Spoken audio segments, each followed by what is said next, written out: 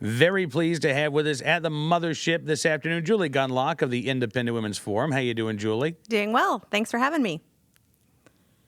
It's my pleasure. You'll talk to anybody, by the way. I used to feel special, but now you're in the pages of The Guardian talking to these pinkos. But it is an important story here. Transfat, the Obama administration wants to get into our refrigerators and our pantries and wants to ban trans fat, right? Right. They've the FDA, the Food and Drug Administration, announced today that they are going to be banning trans fats, the use of trans fats in processed foods, and all foods, really. But this is really going to hit food processors and food manufacturers really hard because, frankly, there hasn't been a replacement product found. To be honest with you, there are very few trans fats left in the marketplace. They have managed to switch out trans fats and used other fats. But there are a few items still on store shelves, things like sprinkles, shelf-stable frosting, certain pastries like donuts that do use trans fats. And so it's going to be really tough for those manufacturers to figure out how to keep those items on the shelf if they can't use this pretty vital ingredient. Yeah, and so you are quoted in The Guardian, described as a senior fellow at the Independent Women's Forum, a conservative personal liberty think tank. I just don't know where it stops. There's a lot of bad things out there that people shouldn't be eating. The government should be educating people, giving out grants to scientists. That's as far as I want to see the government going. Well, I think, Julie, you may not know where it stops, but I think you do know it doesn't stop here. Right. Absolutely. And look, there are a lot of bad things out there. The science is pretty firm on this. Look, trans fats are not good for you, but the evidence shows that it's eating trans fats in large amounts. Having an occasional donut or having some sprinkles on your ice cream, you're not going to drop dead. And let's think about other things that are bad for you in large amounts. Beer. Okay, sugar, salt. There's a lot of things that are bad for you in large amounts. Should the government be banned? Let's ban beer. Let's see what the public reaction to that is. Or ban some of these other additives that are put in processed foods. So, I think this is it's a classic slippery slope. Where does it stop? Where does FDA authority stop? And when the government stops educating the public by saying, this additive in small amounts, that it might be okay, but in large quantities, you really have to be careful. Instead of informing people and letting them make their own decisions, it forces people to make those decisions by banning that product. And again, I think we need to look out for the unintended consequences of that. There are replacements. For instance, palm oil is something that a lot of food manufacturers have started using in place of trans fat. Well, environmentalists are very upset about palm oil because it requires deforestation and cutting down a lot of trees that are the habitat of a lot of animals. So again, we need to look at the consequences. There often are consequences to government action, and that's one of them. And I think there are going to be a lot more. But more importantly, as you said, where does the government stop? What items are going to be allowed and what aren't? I know that another one of those evil conservatives was quoted in The Guardian as saying he was concerned that sugar would be next. And it just so happens I was listening to the Today Show on my Sirius XM satellite radio, my way into work this morning, and they're doing a 10-day sugar detox, Julie, because sugar is a toxin, apparently, that you need to detox from. Right, yeah. It's amazing the hyperbolic statements that are made and terms that are used. I've heard slow-acting biological weapon. I've heard toxin. I've heard...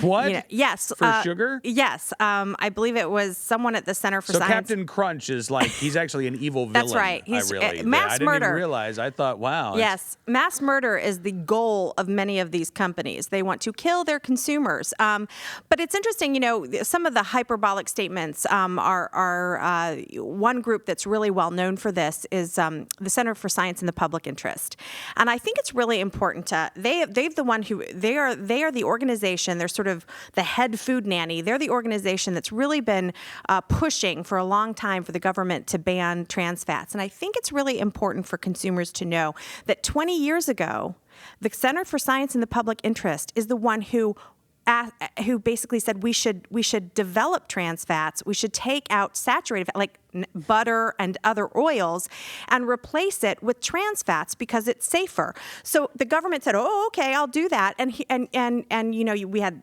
dietary guidelines saying, you know, don't eat butter, don't eat eggs, don't eat this and that.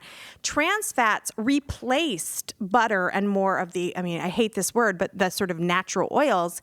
Trans fats were brought in, which, you know, this is hydrogen pumped into oil, so it's shelf stable. And I mean, this was created because of government meddling. I mean, the whole point of the government now coming in and saying, let's get rid of trans fat is a direct response to the government originally getting involved, saying we should replace fats with trans fats. So again, you know, this is a perfect example of why the government messes everything up. If the government stays out of things, the market will work. Science can inform people's decisions, and individuals can make those decisions. Absolutely. Now, looking at a story by CNN, they quote, you know, and you talk about the Center for Science and the Public Interest 20 years ago. Dr. Stephen Nissen, the chair of cardiovascular medicine in the Cleveland Clinic, praised the FDA for its bold courage and said it deserves a lot of credit for taking this, quote, enormously important move. He said, in many ways, trans fat is a real tragic story for the American diet. In the 1950s and 60s, we mistakenly told Americans that butter and eggs were bad for them and pushed people to margarine, which is basically trans fat. What we've learned now is that saturated fat is relatively neutral. It is the trans fat that is really harmful. We made the dietary situation worse. So good for acknowledging that, by the way, science is not infallible, right? Science gets it wrong all the time. And that's the thing. If science gets it wrong, and we are constantly testing these hypotheses, and we are constantly refining our theories, then, Julie, you know, to go after a product in terms of a ban and to say, all right, no more of this, seems to be less effective than, I don't know, again, maybe I'm just old-fashioned, but the idea of educating people to eat healthy, right? Well, eat things in moderation. Don't always go for the donut that you know was bathed in fried in oil every morning. But to have that sense of here's how you eat right, as opposed to we're going to try to get every possible thing that can make you fat off of these store shelves. Well, I mean, I think it's important to keep in mind too. Look, the government is way behind the sort of the eight ball here. The information on trans fat has been out there for a long time, and that's why consumers started demanding that products be trans fat free for many years, and why it's actually hard to find trans fat. I mean, you just go to the store and try to find trans fats in products. It's really hard to find them because food manufacturers for several years now have been phasing them out. And so, again, you know, this ban is going to hurt some confectioners and some bake shops and certain niche products like I said, sprinkles and shelf stable frosting. And again, that's too bad because again, I think if we let the food manufacturers sort of phase this out slowly, find a replacement product, it would potentially save jobs. I mean, I really worry about people in the food manufacturing industry who work in these products and they're really going to scramble. And again, these are for products. Trans fats are in products that you shouldn't eat a lot of. Okay, you're not going to find a kale salad with trans fats. Okay, you're not going to find an ear of corn with trans fat. I'm on the sprinkle diet. Okay, it's nothing but sprinkles. So, you know, it frustrates me when the FDA sort of comes in like this knight in shining armor. When you know industry's been doing this, there's some reports out there. They've measured the amount of trans fats that Americans get through processed foods, and it's gone from something like 4 grams a day to 1 gram a day. I mean, we're not getting a whole lot of trans fats in our diet, and yet the FDA feels the need to sort of put the hammer down now. When again, the sort of motivation is there to remove them from products. Well, this is why I say that, you know, and why you brought up, I think, the concern of where does this end? Because, again, it introduces the mindset of, well, let's just ban all the harmful products. Yeah. As opposed to let's learn to live in a world in which things that may not be good for you exist. You know, again, we talk about how we raise our kids. Julie, I don't raise my kids so that when they're adults, I expect that they're going to be living in a world that can't harm them. I raise my kids so that when they're adults, they know how to navigate a world in which they have to make choices. things that are good for them and things that are bad for them. You see this case in San Francisco where now they're going to be putting warning labels on soda. I mean, it's so stupid, but they're putting a warning. They're saying, oh, this contains sugar, a full sugar soda, as if we're morons and we don't know that a soda that doesn't say diet on it doesn't contain sugar.